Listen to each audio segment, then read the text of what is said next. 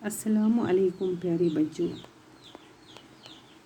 गुब्रियो अस पर प्लास्टिक अमिक सवाल लिखे अमिक सवाल नंबर 3 कोर अस प्लास्टिक चीज़न हंद फ़ायदे तो नुकसान हम फ़ायदे लिख अस 5 जुमलन मज तो नुकसान लिख अस 5 जुमलन मज। आज सवाल नंबर 4 कर मिसाल वचित बरू खाली जाए।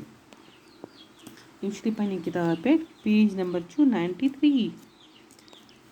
प्लास्टिक परेशानी पैदा करान तिकाज यह ज़मीनस मज हचान कि यह मिसाल और दिथ इथे कन बाकी लेखन पॉलीथीन लिफाफन गसन न इस्तेमाल करन तिकाज यह फसलस वोपदान दिवान या अत हेको लिखित यह माहौल आलूद यम माहौल आलूद करान।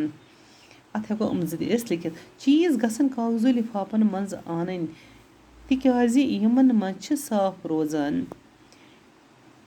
ब्याक पॉलीथीन लिफाफन चारवाइन हिंद बाबत मौत तिकाज तम बेखबरी मज निगलावान।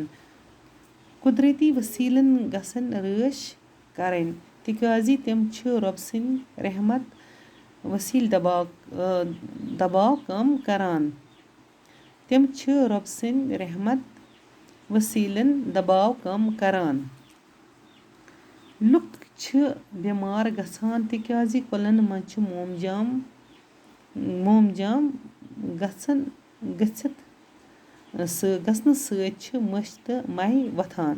इथे कन जाए सवाल नंबर 5 यमन जुमलन मज मोहम्मद अशरफ तो शुर नावत तुह चरियो यम मज इशार नाव दपान यमन मज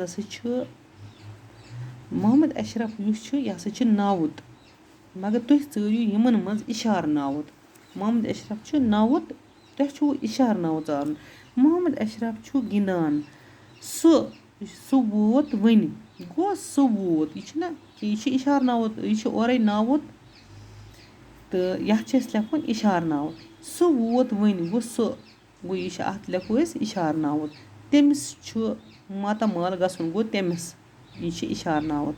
शुर गिंदान इथे कन तम वातन वन गो तम यह गो इशार नावत तमन मातामाल गसन गो तमन।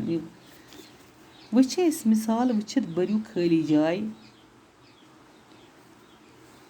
मिसाल लिफाफन लड़कन ठेलन जंगलन दांद अत इथे कन योर मिसाल दित इथे कन बरन दांद दांदन कोल कोलन शुर शुरन तार तारन बान बानन किताब किताबन गुर गुरन अत अथन।